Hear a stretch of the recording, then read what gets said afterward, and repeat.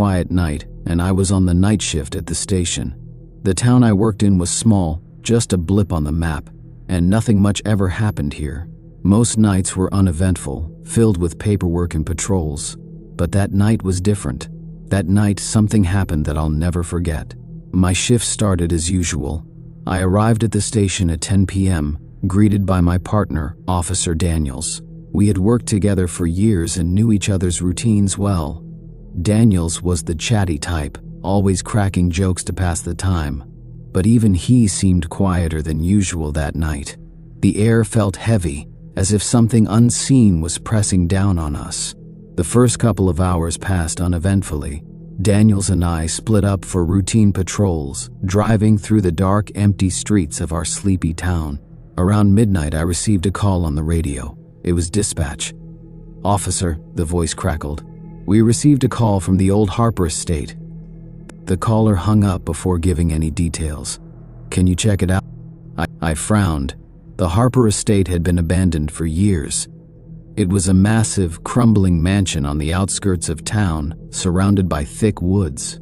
No one ever went there. It was rumored to be haunted. "On my way," I replied, trying to keep my voice steady. I radioed Daniels, but he didn't respond. Figuring he was out of range, I headed toward the estate alone. When I arrived, the mansion loomed in the darkness like a giant beast. Its windows were shattered, and the front gate creaked in the wind. The place was exactly as I remembered, eerie, lifeless, and covered in a blanket of silence that seemed unnatural. I parked my cruiser at the gate and stepped out, flashlight in hand. The air was colder here, and my breath formed white clouds in the darkness. As I walked toward the house, I noticed something strange. The front door, which was always bolted shut, was wide open. "Hello?" I called out, my voice echoing. There was no response. Flashlight, the doorway, revealing a dusty, decaying interior. Furniture lay overturned, and cobwebs hung like curtains from the I stepped inside, the floorboards groaning under my boots. The smell of damp wood and rot filled my nose. "This is Officer Your Name," I announced. "Is anyone here? If you need help, call out." Still, no answer. I checked the ground floor first, moving cautiously through the rooms. Each one was empty, but I couldn't shake the feeling that I was being watched. Shadows seemed to move in the corners of my vision, but every time I turned my head, there was nothing there. Then I heard it, a faint noise coming from below. It sounded like whispering, soft and indistinct. My stomach tightened. I followed the sound to a door at the back of the house. It was ajar, revealing a set of stairs leading down into darkness. "Anyone down there?" I called, gripping my flashlight tightly. The whispering stopped. Against my better judgment, I descended the stairs. The basement was colder than the rest of the house, and the air was damp and heavy. My flashlight revealed stone walls lined with shelves of old jars and tools. At the far end of the room, I saw a figure crouched on the floor. "Sir? Ma'am? Are you okay?" I asked, stepping closer. The figure didn't move. It was a woman, her back to me, her long hair matted and dirty. She was rocking back and forth, muttering something under her breath. I couldn't make out the words. "Ma'am, I'm here to help," I said, reaching for my radio. But when I tried to call for backup, the radio emitted only static. The woman stopped rocking and went silent. Slowly, she turned her head to look at me. Her face was pale, her eyes wide and unblinking. Her mouth stretched into a grin that was too wide, unnatural. My heart raced as she let out a low, guttural laugh. Before I could react, the woman lunged at me, shrieking like an animal. I stumbled backward, nearly dropping my flashlight. She moved with inhuman speed, her limbs jerking unnaturally. I turned and ran up the stairs, slamming the door behind me. I didn't stop to think. I sprinted through the house, my boots pounding on the wooden floors. The sound of her laughter echoed behind me, growing louder and more distorted. It was as if it came from all directions at once. When I reached the front door, it slammed shut on its own. I yanked at the handle, but it wouldn't budge. Panic surged through me as I turned to face the house. The shadows seemed to writhe and stretch, creeping toward me like living things. I don't know how long I was in that house. Time felt meaningless. Eventually, I managed to break a window and escape. When I stumbled outside, bleeding and gasping for air, I saw Daniel standing by my cruiser. "Where were you?" I shouted. "I've been calling for backup." Daniels looked at me, confused. "I just got here. What are you talking about?" I turned back to the house, but it was dark and silent. The front door was closed and there was no sign of the woman. I tried to explain what had happened, but Daniels didn't believe. The next day, I went back to the station and looked up the Harper estate in the records. What I found chilled me to the bone. Decades ago, a woman named Eleanor Harper had lived there. She was accused of practicing dark rituals and was rumored to have gone mad. She vanished without a trace, and the house had been abandoned ever since. I haven't been the same since that night. I still hear her laughter in my dreams, and sometimes I wake up feeling like I'm being watched. I tried to convince myself it was just my imagination, but deep down, I know the truth. The Harper estate is cursed, and whatever lives there isn't human. I don't patrol that area anymore, and I avoid the house at all costs. But sometimes, late at night, I catch a glimpse of a pale face in the darkness, grinning at me with that same unnatural smile. And I know she's still out there, waiting. After that, I tried to move on, but the memories of the Harper estate refused to fade. Every shadow seemed to stretch too long. Every creak in the station at night sounded just a little too human. Daniels often joked that I looked like I hadn't slept in weeks, but I couldn't tell him the truth. How could I? He wouldn't believe me, and I didn't fully understand it myself. Then, strange things started happening around the station. At first, it was small stuff. Lights flickering, cold spots in the hallway. One night, Daniel swore he saw someone standing at the far end of the break room, but when he looked again, the figure was gone. "Maybe you've got me spooked with your Harper House story," he said, laughing nervously. But it wasn't just the station. It followed me home too. It started with the dreams. In them, I was back at the Harper estate, wandering through endless twisting hallways that shouldn't exist. I'd hear the woman's laughter echoing in the distance, always out of sight but never far. I'd wake up drenched in sweat, my heart pounding. Then, one night, I woke up to a sound in my bedroom. At first, I thought it was just the wind rattling the windows, but then I heard it, a soft, raspy whisper. It was my name. I froze, every muscle in my body locking up. Slowly, I turned my head toward the corner of the room where the sound had come from. My bedroom was dark, but I could make out a faint silhouette standing there. It was her. She didn't move, didn't speak again. She just stood there, her head tilted at an unnatural angle, her wide grin gleaming in the darkness. I don't know how long I stared at her, unable to breathe, unable to move. Then, as suddenly as she had appeared, she vanished. The next day, I called out sick from work. I knew I couldn't keep living like this. I needed answers. I drove to the library and dug through every old newspaper and record I could find about the Harper estate and Eleanor Harper. Most of it was the same story I had already uncovered. Rumors of dark rituals, strange disappearances, and Eleanor's descent into madness. But one article caught my eye. It mentioned that Eleanor had a younger sister, Margaret, who had survived her and lived in a nearby asylum for the rest of her life. The article didn't say much, but it gave me a lead. The name of the asylum. The asylum was a grim, crumbling building on the outskirts of a neighboring town. Most of it was abandoned now, but a small wing was still in use as a psychiatric hospital.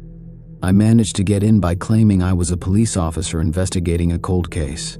The staff was hesitant to help, but after some persistence, they allowed me to look through their old records. I found Margaret Harper's file buried in a dusty box. It was filled with ramblings about her sister Eleanor. One entry stood out. Eleanor opened a door she shouldn't have. She let something in. It's still with her. It's still in the house. I shivered as I read those words. The rest of the file was filled with drawings, horrific sketches of shadowy figures, grinning faces, and twisted inhuman shapes.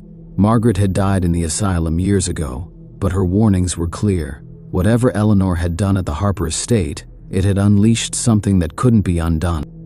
I knew I couldn't ignore this any longer. The thing that had haunted the Harper estate was now haunting me, and it wouldn't stop until I faced it. I armed myself as best as I could. Flashlights, a crowbar, and a few things I'd read were used in spiritual cleansings: salt, sage, and holy water. I drove back to the Harper estate late at night.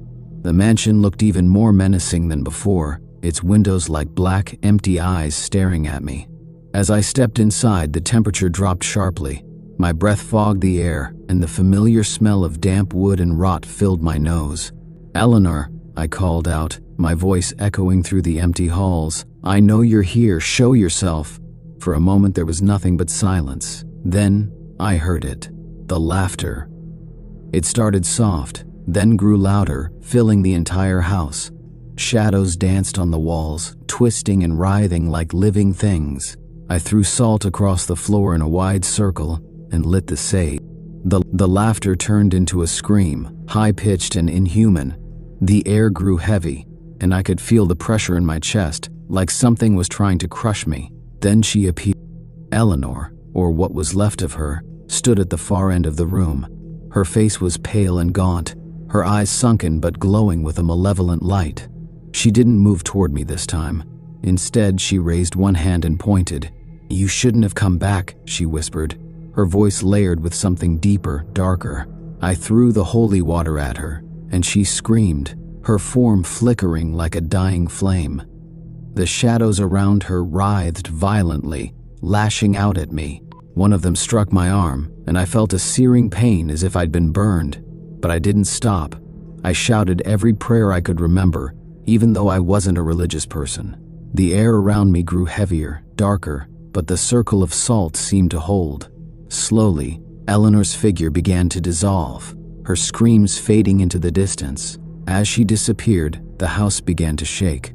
The walls groaned, and the floor cracked beneath my feet. I bolted for the door, barely making it outside before the entire mansion collapsed in on itself, sending a cloud of dust and debris into the air. The Harper estate was gone, reduced to rubble. I stood there for a long time, staring at the ruins, waiting for something, anything to happen. But the night remained still. Whatever Eleanor had unleashed, I hoped it was gone for good. But deep down, I wasn't sure. Even now, years later, I sometimes feel like I'm being watched. Shadows seem to linger too long, and I hear faint whispers in the dead of night. Maybe I survived that night, but a part of me will always be back in that house, facing the darkness. And I know one thing for certain: some doors should never be opened. Life after the Harper estate's collapse was anything but normal. The town buzzed with rumors for weeks. Everyone had their own theory about what happened: a gas leak, structural failure, even a secret government cover-up. The official report filed by the department attributed it to an accidental collapse due to age and disrepair. But I knew the truth. I didn't tell anyone what I had seen, not even Daniels. He asked me once while we were sitting in the cruiser on patrol. "You were different after that night," he said, staring out at the empty streets. "You sure nothing happened out there?" I hesitated. "Nothing I can explain," I replied, and that was the end of it. For a while, I thought I was free. The whispers stopped, the shadows behaved, and the weight on my chest lightened. I convinced myself I had closed whatever door Eleanor had opened, but deep down, I knew better. The dreams came back. At first, they were vague, just flashes of the Harper estate, the sound of distant laughter, and the feeling of cold, heavy air pressing down on me. Then they grew worse. I saw her again, Eleanor, or whatever had become of her. She stood at the edge of my vision, her face grinning but distorted, as if I were looking at her through warped glass. In one dream, she spoke to me. "You think it's over," she whispered. Her voice was layered, as if 1,000 voices were speaking in unison. "But it's only just begun." I woke up gasping, drenched in sweat. The room was freezing, and the faint scent of damp wood filled the air. The days that followed were a blur of unease. At the station, the strange occurrences picked up again. The lights in the holding cells flickered constantly, and prisoners reported hearing whispers. One night, Daniels and I were reviewing old case files when we both heard it, a sharp knock coming from the evidence room. "Is anyone supposed to be in there?" Daniels asked, his face pale. "No," I replied, already reaching for my flashlight. We approached the door cautiously. It was locked, as it should have been, but the knocking persisted. When I unlocked the door and swung it open, the room was empty. But something felt off. The air was cold, and the hairs on the back of my neck stood on end. On the far side of the room, a single evidence box sat open. It was labeled Harper Estate, 1973 incident. "Why is this here?" Daniels muttered, picking up the box. It was supposed to be archived in the basement. We looked inside. The box contained old photographs, a dusty journal, and a broken locket. I didn't touch any of it, but the moment Daniels did, he froze. "What is it?" I asked. He turned to me, his face pale. "Did you hear that?" he whispered. "Hear what?" It said my name. Daniels became increasingly withdrawn after that night. He stopped cracking jokes and started avoiding the evidence room altogether. One evening, after a particularly quiet shift, he pulled me aside. "I think I'm losing it," he admitted, his voice shaking. "I keep hearing things, seeing things. Every time I close my eyes, I see." I didn't have to ask who he meant. "You need to stay away from anything related to the Harper estate," I told him. "Burn the journal, bury the locket. Don't let it get to you." But it was already too late. A week later, Daniels didn't show up for his shift. Calls to his phone went straight to voicemail, and when I drove by his house, the windows were dark and his car was gone. We filed a missing persons report, but no one had seen him. 2 nights later, I woke up to a knock at my front door. When I opened it, Daniels was standing there. His uniform was dirty and his eyes were bloodshot. "Daniels?" I asked, startled. "Where have you been?" He didn't answer. He just stared at me with an empty expression. "I need your help," he finally said. His voice was hollow, distant. I stepped aside to let him in, but as he crossed the threshold, I noticed something, his shadow.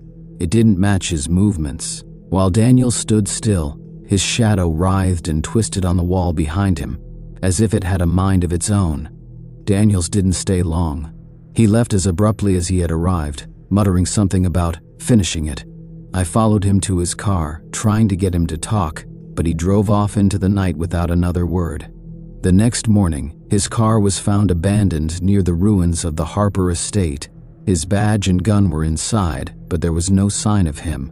The official search turned up nothing, but I knew where he had gone. He had gone to the other side. I still work in the same town, but my life has become a constant battle against the unknown. I keep a box of salt and a Bible in my cruiser, along with the tools I used that night at the Harper estate. I've had strange cases since then, cases I can't explain, cases that remind me of Eleanor's words. It's only just begun. Sometimes I think I see Daniels in the shadows, watching me with that same empty expression. Other times I hear his voice on the radio, faint and distorted, calling for backup from a place I can't reach. The Harper estate may be gone, but the darkness it unleashed is still out there, lurking in the corners of this town, waiting for its next victim. And as much as I wish I could walk away, I know I can't. This is my burden to bear, my duty to face the horrors that no one else can. Because some doors, once opened, can never be closed. Years passed, but the shadow of the Harper estate never truly left me. The nightmares, the whispers, the fleeting glimpses of Eleanor and Daniels, they became a part of my life. I tried to move on, but every time I thought I was free, something would pull me back. A cold breeze, a distorted laugh in the distance, or a strange case that felt all too familiar. Then one day, I received a letter. The envelope was old, the paper yellowed and brittle. There was no return address, but the handwriting on the front was unmistakable. Daniels. I stared at it for hours before finally opening it. Inside was a single piece of paper with a short, chilling message. "It's not over. Come back to where it began." The Harper estate was gone, reduced to rubble, but I knew where I had to go. I armed myself with everything I could think of: salt, sage, holy water, and my service weapon, and drove to the site. The ruins of the mansion were overgrown with weeds, but the air still carried that familiar, oppressive chill. As I stepped into the ruins, the world around me seemed to shift. The night grew darker, and the sounds of the forest faded into silence. I called out into the emptiness, "Daniels, if you're here, show yourself." The wind picked up, carrying a faint, distorted voice. "You shouldn't have come back." I turned, and there he was. Daniel stood in the center of the ruins, his face pale and hollow, his eyes lifeless. But it wasn't him. I could feel it in the air. Whatever had taken hold of Eleanor had now claimed Daniels. "You're not him," I said, raising the holy water. "What do you want from me?" "To open the door," the voice replied. But it wasn't Daniel's voice. It was layered, like Eleanor's had been. "The door is always open, officer. And you belong here now." The air around me grew heavy, pressing down on my chest. Shadows rose from the ground, twisting into grotesque shapes that lunged toward me. I threw the salt in a wide circle around me, chanting every prayer I could remember. The shadows screamed and recoiled, but they didn't disappear. Daniels, or the thing wearing his face, stepped closer, his grin stretching unnaturally wide. "You can't fight this," he said. "You're just a man." "Maybe," I replied, gripping my weapon, "but I'm not leaving." I aimed at Daniels and fired. The bullet didn't harm him, but it broke the illusion. His form flickered, revealing the true entity beneath, a mass of writhing darkness, countless faces and hands reaching out from within. It was a sight I'll never forget, a nightmare made real. I threw the holy water at the creature, and it shrieked, the sound deafening. The shadows writhed violently, collapsing in on themselves. The ground beneath me trembled, and the ruins of the Harper estate seemed to dissolve into nothingness. For a moment, everything was silent. I stood there, breathing heavily, waiting for the next attack, but it never came. The oppressive weight lifted, and the air grew still. A faint light appeared in the distance, warm and inviting. From the light, I heard a voice, Daniels's voice. "Thank you," he said, his tone filled with relief. "You set me free." Tears welled up in my eyes as I watched the light fade, taking the darkness with it. I whispered a goodbye, knowing I'd never see him again. The Harper estate site was empty now, nothing but a patch of barren earth. Whatever had haunted it was gone, sealed away, or destroyed. I wasn't sure which. I returned to the station the next day, carrying the weight of what I had experienced.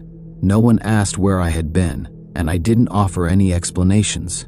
The strange occurrences at the station stopped, and the town felt lighter, as if a dark cloud had finally lifted.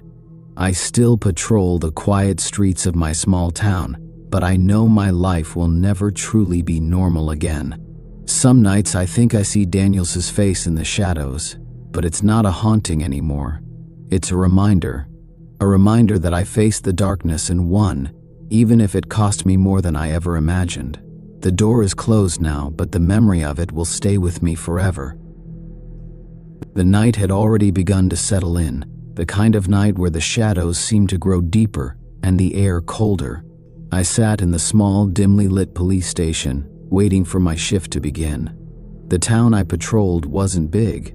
In fact, it was so small that we didn't even have a full staff. Most nights, it was just me and my partner, Officer Daniels. Daniels was a seasoned officer. He had been on the force for nearly 15 years, and despite his gruff exterior, he was the kind of guy who would stick his neck out for anyone, even a stranger. I, on the other hand, was still new, fresh out of the academy. I had joined the force about 6 months ago, but already I could feel the weight of the job beginning to press down on me. That night, the wind howled outside like an animal in pain. There was a storm brewing, and the dark clouds outside were already rolling in. The streets were eerily empty. People had already started to head indoors, the quiet of the town broken only by the occasional car passing by. Daniels wasn't at the station when I arrived. His patrol car was parked outside, but there was no sign of him. I checked the clock on the wall, 10:45 p.m. He was late, but that was nothing new. He had a habit of staying out longer than he should, chasing down leads that never seemed to go anywhere. I'd never really questioned it before, but tonight, something felt different. I stood up and walked over to the window, staring out into the darkened street. It was one of those places where nothing much ever happened. Sure, there were the occasional petty crimes, broken windows, a stolen bike here and there, but nothing like what you see in the movies. But tonight felt off. I pulled on my jacket and grabbed my flashlight. Maybe a little fresh air would do me some good. I stepped outside and into the night. The wind hit me immediately, tugging at my uniform as I walked toward Daniels's car. The vehicle was still running, but there was no sign of him. I knocked on the window, half expecting him to pop up from behind the car, cracking one of his jokes, but no response. I opened the door. The inside of the car was empty. The seat was cold, and the radio was off. Nothing seemed out of place except for the smell. A strange, musty odor filled the air, like something had been sitting in the car for a long time without being touched. I couldn't place it, but it made the hairs on the back of my neck stand up. I looked around, no sign of Daniels. I began to call out, my voice cracking a little in the wind. "Daniels? You out here?" There was nothing, not even an echo. I felt a sudden rush of unease flood over me. Something wasn't right. I turned quickly and walked back to the station, every step feeling heavier than the last. Inside the station, I grabbed the radio and called out, "This is Officer Blake. I need a 10 to 20 on Officer Daniels. Over." A crackling voice came through. "Blake, do you hear me?" It was Daniels, but the voice sounded wrong.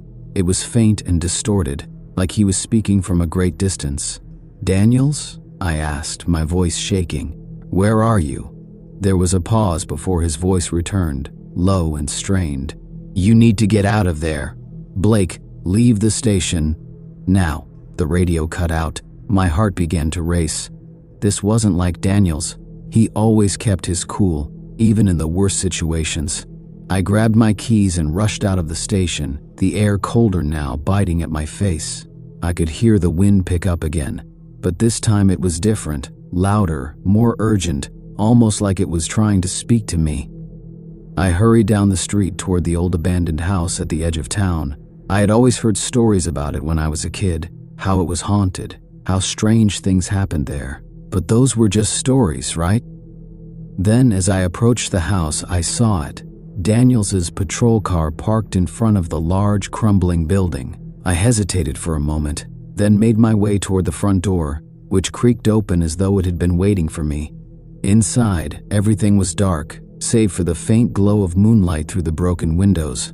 There was an odd silence, the kind that made your skin crawl. No creaks or groans from the house, no scurrying of animals or wind rustling the trees outside. It was as if the place was holding its breath. I called out again, "Daniels, you here?" No answer. I took a few steps inside, my boots echoing in the stillness. The air felt thick, like it was harder to breathe in this place. I turned my flashlight on, scanning the room. The walls were covered in peeling wallpaper, and the furniture, what little there was, had long since rotted away. The floor was covered in dust, but there were strange fresh marks on the ground, footprints, wet and trailing toward the back of the house. I followed them, my pulse quickening. As I reached the hallway, I heard a sound that made me freeze, soft footsteps shuffling behind me. I spun around, the flashlight trembling in my hand. There, standing at the end of the hall, was Daniels. His eyes were wide, vacant. His uniform was torn in places, and his face was pale, as if he hadn't seen the light of day in days.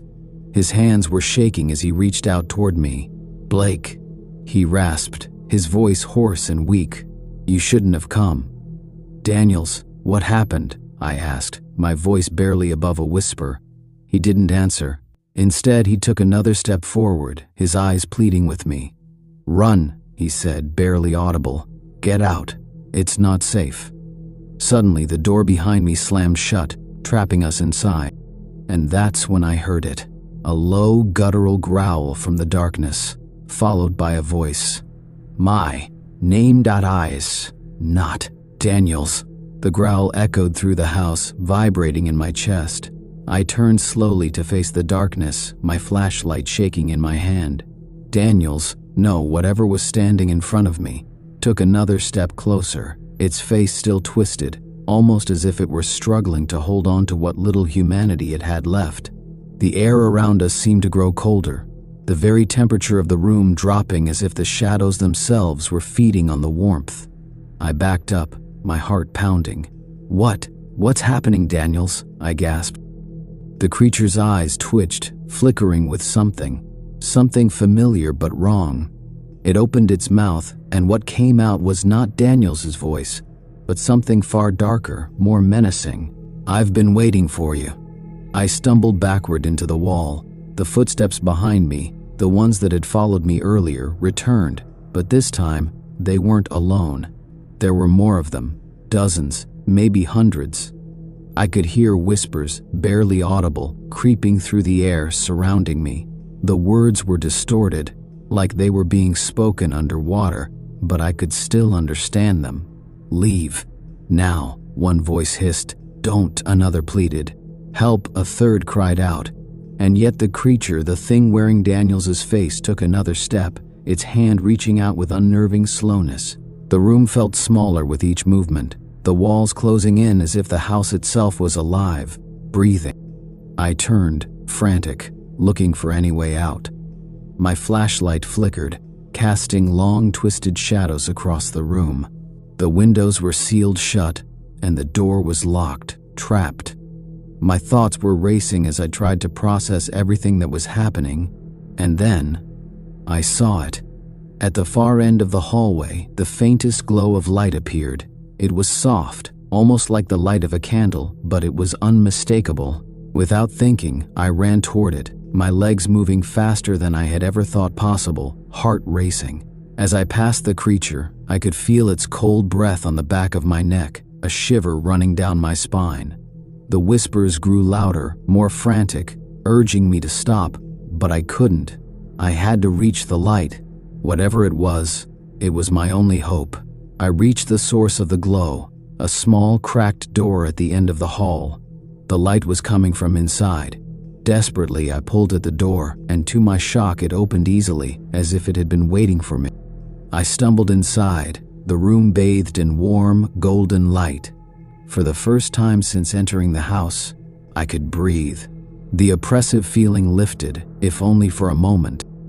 I looked around. The room was unlike the rest of the house. It was clean, undisturbed, as though it had been untouched for years.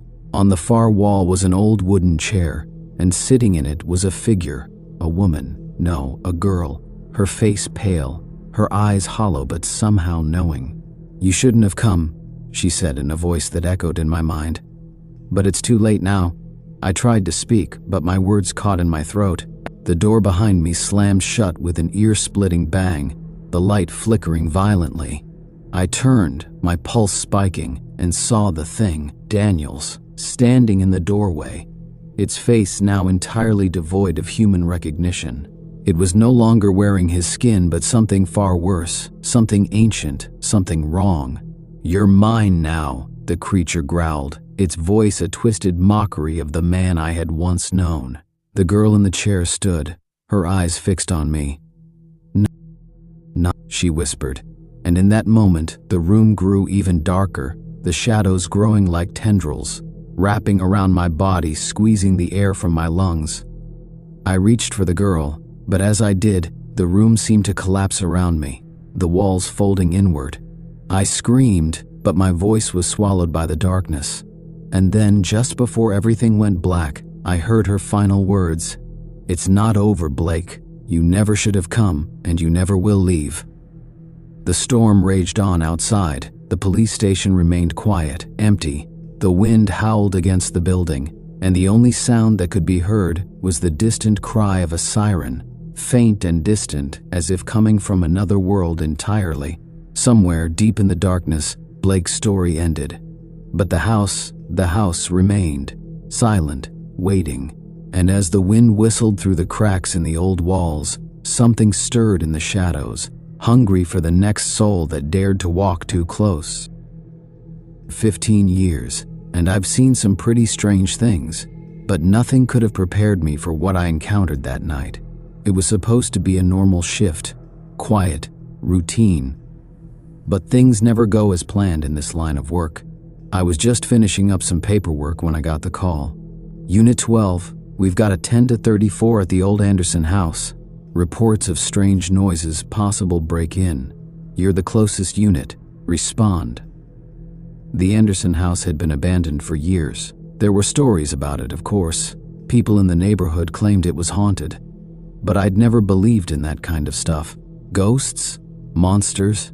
It all sounded like nonsense to me. I was a man of facts, of the real world. But there was something about the way the dispatcher said strange noises that made me hesitate. I grabbed my gear and hopped into the squad car. As I drove down the deserted street, my headlights illuminated the crumbling facade of the Anderson house. I remembered. The windows were boarded up, and vines crept up the sides of the house like twisted fingers reaching for the sky. I pulled up to the curb, my radio crackling again. Unit 12, be advised, additional reports coming in. Neighbors heard whispers, voices, be cautious. I didn't need to be told twice. My partner, Officer Daniels, was already on site when I arrived. He stood at the front gate, staring at the house. His face was pale, and I could tell something was off. "What's going on, Daniels?" I asked, stepping out of the car.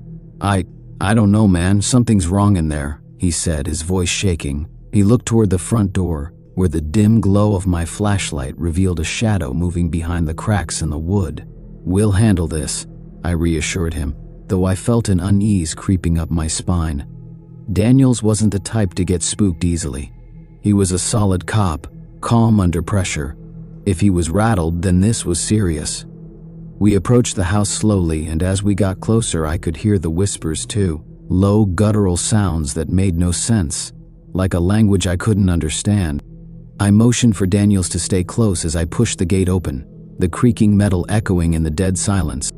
The front door was ajar. I drew my gun not out of fear but out of instinct. I pushed the door open and stepped inside. The air inside was heavy with dust and mildew. The floorboards creaked under our weight as we moved deeper into the house. I shined my flashlight into the dark corners, but there was nothing. Nothing but the strange whispers, growing louder with each step. "Hello?" I called out, my voice cracking. I hated how nervous it sounded, but there was something about this place. It wasn't right. Then I saw it. A figure, standing at the top of the stairs. "Daniel, stay back," I hissed, but it was too late. The figure moved. I didn't think. I just reacted. I raised my gun and shouted, "Police, don't move!" But the figure didn't respond. It didn't even look like it had heard me. It just floated down the stairs, its form blurry, like it was made of smoke. I aimed my gun again, my finger twitching on the trigger. "Stop! Show yourself!" The thing didn't stop. It just glided closer, and then in a voice that wasn't a voice, it spoke. "You shouldn't have come here." The voice was inside my head, not in the air, not from anywhere I could see. It was everywhere and nowhere. My heart raced. I felt a cold sweat running down my back. I had to get out of there, but my feet wouldn't move. It was like they were glued to the floor, as if the house itself was holding me in place. Daniel seemed to snap out of his trance. He grabbed my arm and yanked me backward, pulling me away from the stairs. We ran toward the door, and as we did, I felt something brush past me, a cold, ice-cold presence that made my skin burn. We didn't stop running until we were back in the squad car, breathing hard and trying to process what we had just seen. Daniel slammed his hands on the steering wheel, muttering under his breath. "Man, what the hell was that?" he asked, his voice hoarse. "I don't know," I replied, trying to shake off the terror that had taken root in my chest. "But I'm not going back in there. Not unless we've got backup." But something told me we wouldn't be the last ones called to that house. And next time, it wouldn't just be whispers. Whatever it was waiting, and it wouldn't stop until it had us. The night stretched on, and the eerie feeling of the Anderson house lingered in my mind. Daniels and I spent the rest of the shift in silence. The image of the figure floating down the stairs burned into my mind. Neither of us said much, but I knew we were both thinking the same thing. We had to go back. The next morning, we filed a report. Though neither of us could bring ourselves to fully describe what had happened. How could we? No one would believe us. The whispers, the shadowy figure, the voice inside our heads. It sounded insane, even to me. So, we kept it vague, just marking it down as a strange disturbance at an abandoned property. But deep down, I knew we hadn't seen the last of it. Days passed, and life went on. I tried to put the whole thing out of my mind, but every time I closed my eyes, I saw that figure. That voice. You shouldn't have come here. I tried to brush it off as stress, the product of too many long shifts. But the nightmares didn't stop, and soon, things began to get worse. It was a week after the Anderson House incident when the call came again. Unit, we've got another disturbance at the Anderson House. Neighbors report movement inside. We need you to check it out. I felt a pit form in my stomach. I knew, without a doubt, that it was the same thing. I couldn't ignore it anymore. Daniels and I shared a look, neither of us willing to say what we both knew. I'll drive, I said. My voice was cold, determined. We arrived at the house just as dusk began to fall, the fading light casting long, twisted shadows across the yard. The house looked even worse now. The windows, once boarded up, had been broken open. Something moved inside, and the hairs on the back of my neck stood up. We parked yards away, weapons ready, though I had no idea what we would face inside. Neither of us spoke as we walked toward the front door. The whispers were louder this time, like they were calling us, beckoning us inside. I led the way, my flashlight cutting through the darkness. The door creaked open on its own, and the smell of rot hit me hard. It wasn't just dust and decay this time. It was something worse, something alive. We stepped inside, and immediately the temperature dropped. It was as if the air itself had turned to ice, freezing me to the core.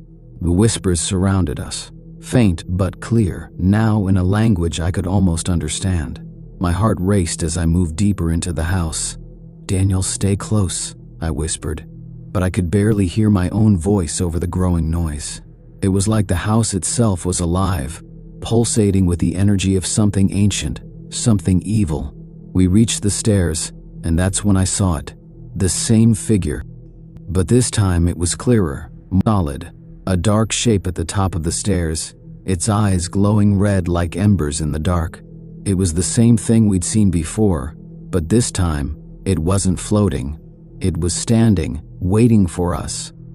I raised my gun, but my hands were trembling. My body refused to obey, frozen by an overwhelming sense of dread. The figure spoke again, that same voice filling my head, reverberating through my skull like it was coming from every direction at once. "You've come back. Now you will stay." The words sank deep into me, freezing my soul. My body screamed to move, but I couldn't. I couldn't even blink. I looked at Daniels, but his face was pale, his eyes wide with terror, unable to speak. The figure began to move, its form melting and reshaping like liquid shadows. It moved down the stairs, and I could feel its presence closing in, suffocating me. "Leave! Leave this place!" I managed to croak out, but it was too late. The ground beneath us trembled, and the house seemed to groan in response. The walls started to close in, the air thickening with every passing second. I could feel the darkness reaching out, pulling me deeper into the abyss. I had to get out, but the figure was already standing in front of me, blocking the exit, its cold touch brushing against my skin. I turned, my gun still raised, but nothing happened. It was useless. I wasn't in control anymore. The house had taken hold of us. Just then, Daniel screamed. I spun around, but before I could react, I saw him collapse to the floor. His eyes were wide open, frozen in terror. The whispering grew louder, more frantic, until it felt like my head was going to explode. I didn't know how much time passed. It could have been seconds, minutes, or hours. But when I finally managed to tear my gaze away from Daniel's lifeless body, the figure was gone. The house was silent, the whispers fading into nothingness. I stumbled out of the house, my legs weak, my mind reeling. I didn't look back as I ran to the squad car. I couldn't. I didn't even know what had happened, but one thing was clear. The Anderson house wasn't just haunted. It was alive. And it wasn't done with us.